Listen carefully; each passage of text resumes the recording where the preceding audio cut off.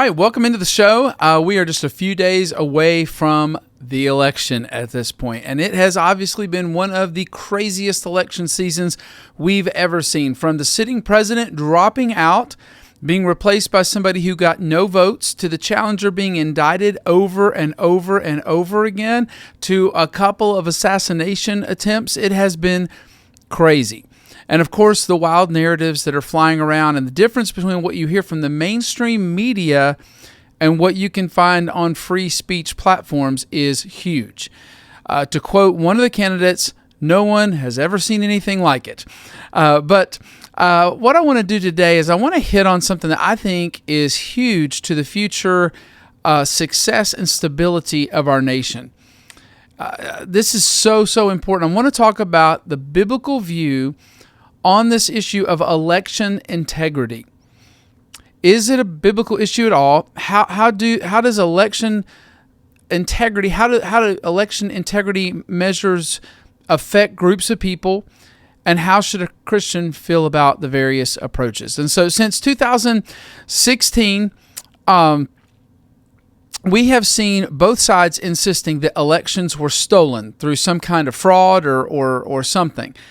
And we've seen that Virginia, for instance, tried to remove some people from the voter rolls because they did not prove their citizenship or even marked "I'm not a citizen," and a court ruled that they had to be added back because it was within 90 days of an election. And now there's actually been a ruling saying they have to allow Virginia to remove those people from the rolls. There's also a lot of gaslighting on this issue. The Hill has an article called "U.S. Election Deniers Have Eroded Trust in Elections Everywhere." So basically what you're seeing from some groups is this idea that we reject all security measures that would ensure that only citizens are voting, that people are only voting once, and that people are not voting for other people on behalf of other people. But if you question if there's anything funny going on, you're the reason people don't trust elections. Isn't that interesting? So the idea is, hey, we reject all of these election integrity measures.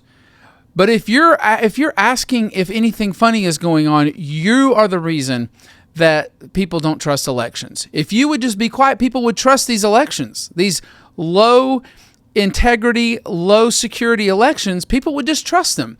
And so it just really kind of laughable, honestly, that they're treating folks who are concerned about election integrity that way. So as we jump in, first of all, let's kind of talk about what the Bible says about this issue. And I think the most applicable verse is probably Proverbs 11:1. And it just says this: "A false balance is an abomination to the Lord, but a just weight is his delight."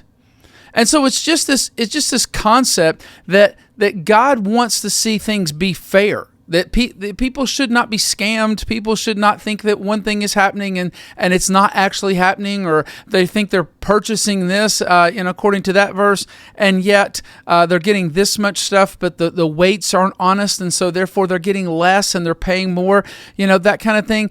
Like, things should be fair. Like, we shouldn't tip the balance, the scale, to one side or the other.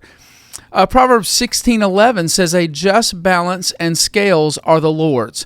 All the weights in the bag are his work." And so, again, God is saying he wants to see a just balance and scales. Right? And we have departments that oversee to make sure that when you say that you got 13.2 gallons at the pump of gasoline, that you got exactly 13.2 gallons.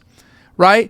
We want just scales in our culture in that kind of area, but somehow it's wrong for people to worry about that when it comes to a voting machine or a voting process. God hates when things are not fairly administered. God is a God of justice. He cares deeply about making sure that someone isn't gaming the system. In Amos chapter 8, he talks about something similar where people were using unjust weights to cheat people when selling wheat.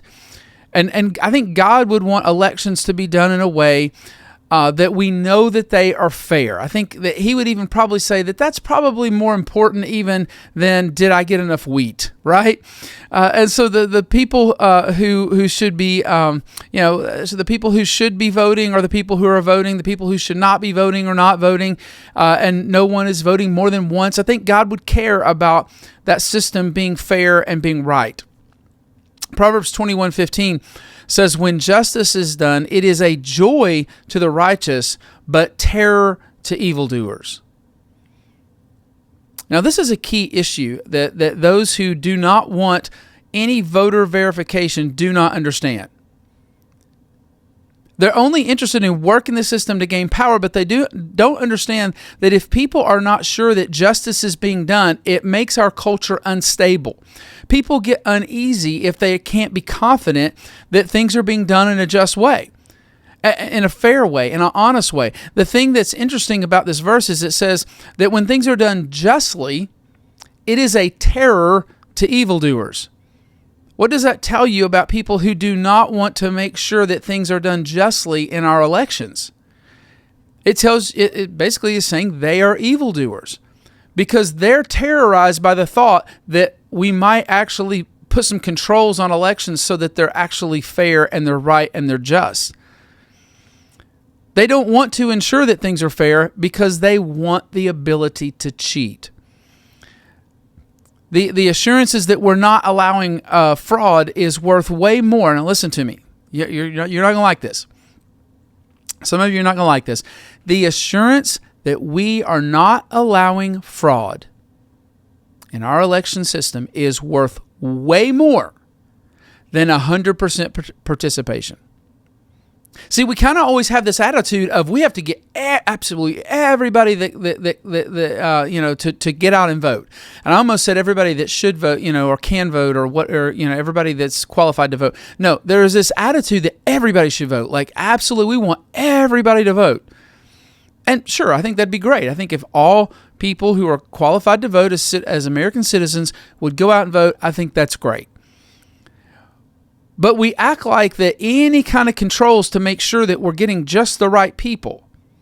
So if a person is in a state where they require photo ID and they got off work on election day and it was their only time slot to go by and vote, and they realize they left their license at home and they don't have any photo ID. Honestly, I hate to hear that. But the assurance that we are not allowing fraud is worth way more. Literally, we're going to look at this in a second, but literally the fear that the will of the people is not even being done because of fraud is going to cause violence and trouble in our nation. Like, we can't have that. It's going to bring complete instability. And so we have to have that assurance. And so, this is especially true if the requirements are as basic as show up and have an ID, right? Like, if we went from 85% participation to 84.99999% because we asked people to show up and have a photo ID, that's great. That's fine. Of course, there's a ton of verses that talk about lying, and honesty is a big deal in this situation. Proverbs 12:22 says, "The Lord detests lying lips, but he delights in people who are trustworthy." God wants us to be trustworthy. It's a lie to vote for someone else. It's a lie to force someone else to vote how you want them to by mail, or to go and get their ballot and fill it out yourself and to turn it in. And then, of course, the golden rule applies to this as well. In Luke chapter 6, verse 31, it says, "And as you wish that others would do to you, do so to them." It's interesting that one party has been bashed for 4 years for questioning all of the strange counting issues and universal mail-in balloting from 2020. But in 2016, the other party, the party that's been bashing them, made the case that the Russians hacked the election. If both sides have felt like they've had legitimate concerns, both sides should be concerned about making sure the system is fair and trustworthy in the future. They should want the other party. They should want for the other party what they want for themselves. The only reason they wouldn't want that is because they feel like leaving things less secure benefits them, right? So those are just a few general principles that apply to election integrity, but what are the arguments and the facts on election integrity laws? One of the things that we hear as an objection to a lot of these voter verification laws is that they cause voter suppression. They cause people who should be voting to not be able to vote. How much is that really happening? Many people are also promoting the idea that voter ID laws are racist because they make it hard for minorities to vote. But is that true? Well, the Heritage Foundation reported in a February 2023 article on a study that ended in 2020. And this is what they found. Listen to what they found. I'm going to read kind of a large portion here, so just stick with me.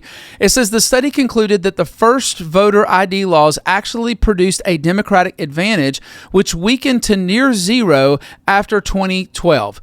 So that today, voter ID laws have negligible average effects. That is academic speak for saying that voter ID laws have no effect on the ability of candidates of either Republican or Democratic parties to get elected. In other words, voter security benefits both parties and all Americans. The new study points to numerous reasons why this is the case. The researchers' conclusions emphatically demonstrate that Republican support for an issue doesn't necessarily mean it's bad for Democrats. In fact, in contrast to the myth of voter suppression, the study found that both parties saw an increase in voter turnout after implementation of voter ID laws. This mutual increase itself is itself a benefit worth pursuing. Just think, just a little bit more to read here, but let me just pause real quick and think about that. Why would that be? Why would that be? We talk about, sometimes that there's low voter turnout when people talk about all the time, well, everything's rigged. Well, if you talk about all the time about everything's rigged and we can have absolutely no confidence that that's not true, then a lot of people are going to say, you know what, it doesn't make any difference. Other side, people are going to cheat anyhow, so therefore I'm just not going to go out. And so voter ID laws actually could be encouraging people that, you know what, it really does matter, and I know my vote's going to matter because I know that there's not cheating. They go on to say, not only is this a refutation of the left's claims that these common sense reforms amount to Jim Crow 2.0, but the increased voter turnout actually strengthens diverse voter representation in our country by including more citizens in the election process. So, election integrity laws do not suppress voting. But I want to ask a question that nobody wants to talk about. Here we go. If the laws are fair, should we worry if we did see a drop in voting? I kind of already alluded to this question, but if the laws are fair, should we worry if we did see a drop in voting? If you don't care enough about your right to vote to go get an ID, should you be directing the country? If we have to mail you a ballot that all you have to do is just put it in the mailbox and you don't have to come out and vote personally, or you allow somebody to come by your house and just collect that ballot from you and go turn it in for you and you virtually have to do nothing, if we take that away and because of that you won't get out of your house to go vote, or you won't intentionally request an absentee ballot so you can vote by mail, if you're not going to put that much effort in, should you be voting? If you're going to hand your ballot to somebody else and just let them fill it out, should you be voting? If it's been, again, universally mailed out. Don't we want people who take the responsibility to vote very seriously when they vote? Like, we shouldn't make it hard to vote. I'm not trying to make the case that we should make it really difficult so that just the cream of the crop goes out and votes because they care more than everybody else. We shouldn't make it hard to vote, but should we make it so easy and so unsecure that people can easily let someone else take their ballot and go fill it out? Do we want a vote from a person who doesn't care enough to even deliver their own ballot or show up and show an ID? I know that many have made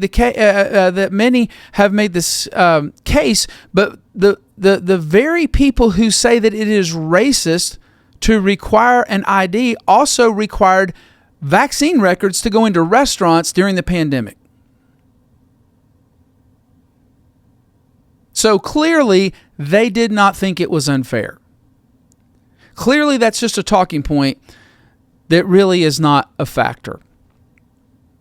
Voter ID is important, but it's not necessarily the place where there's the most danger of fraud. I want to make that clear. The idea that you have to show an ID when you show up is not the biggest risk of fraud.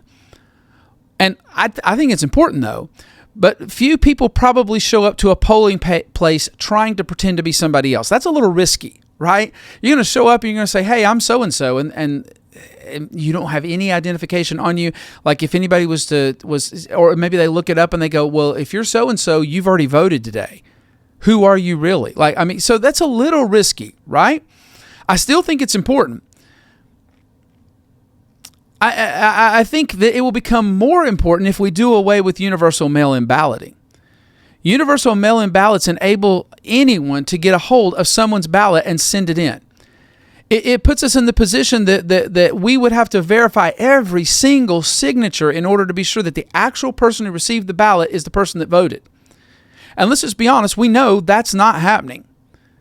Everyone, including the New York Times from many years ago, agrees that mail-in ballots are the place where the most risk for fraud lies.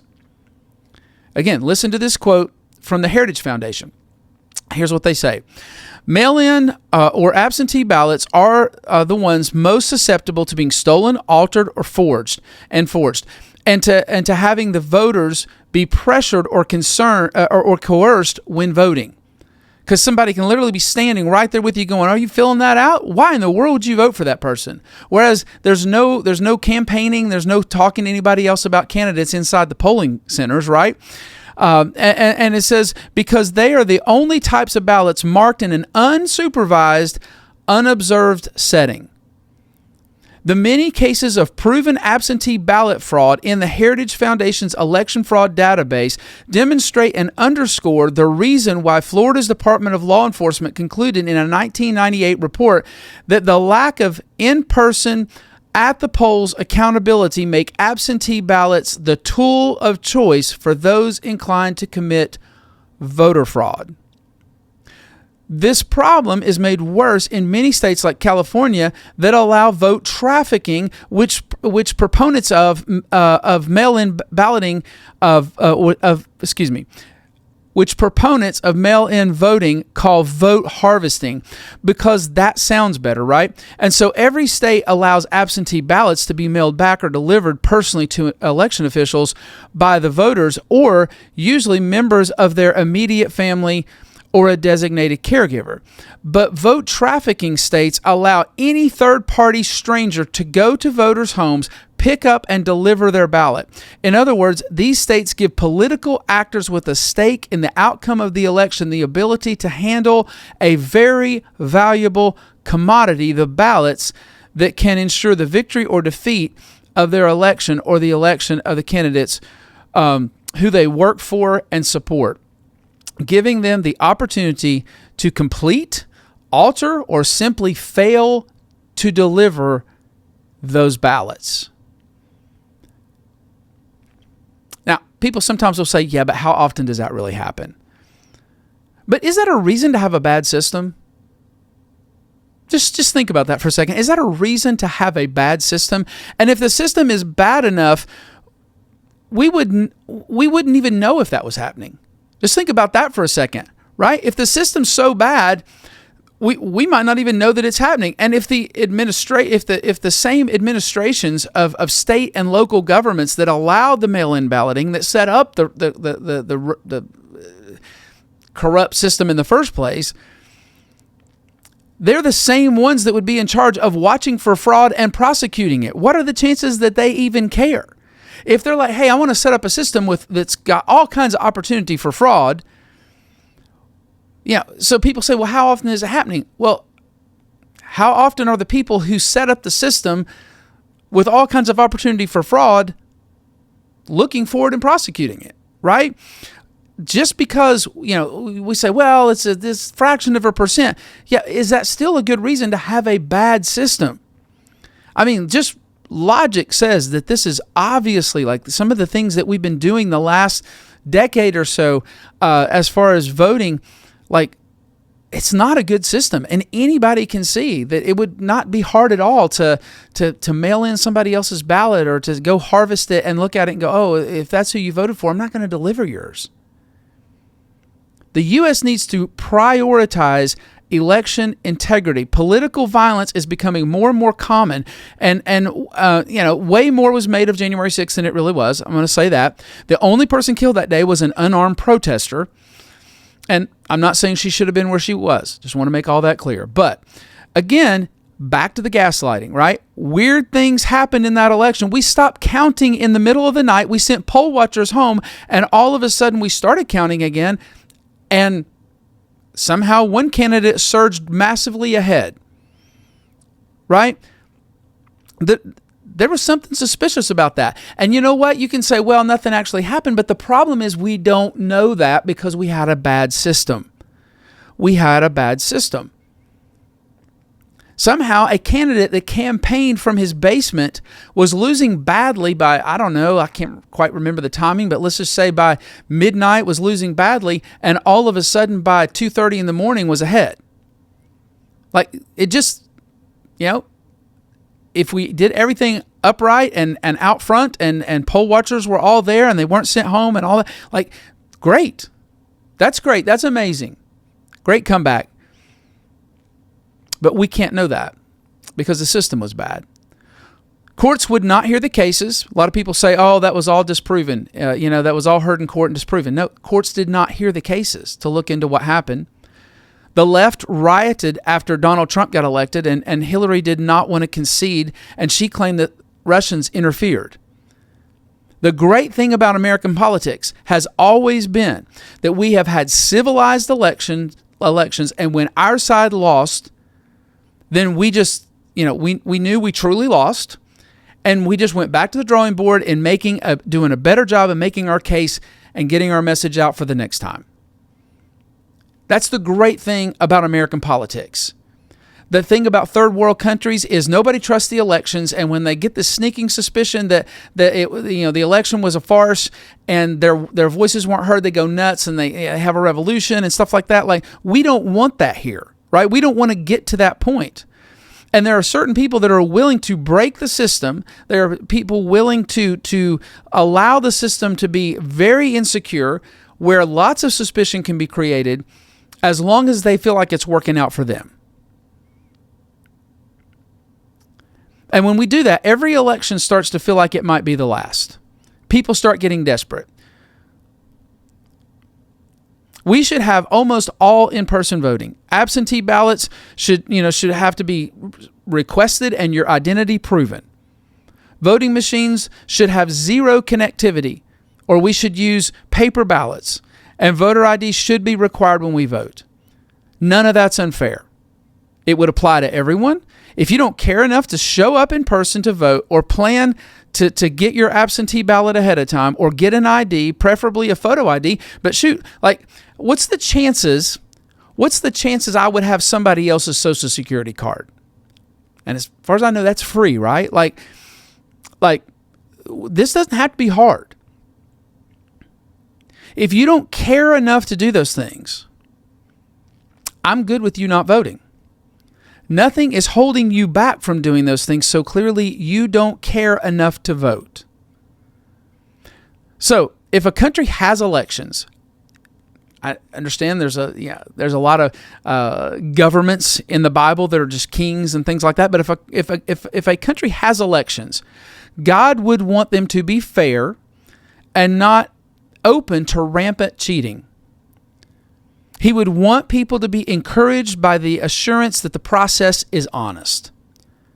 So that's my best shot at breaking down the biblical worldview on election integrity. I would love to hear your thoughts on this.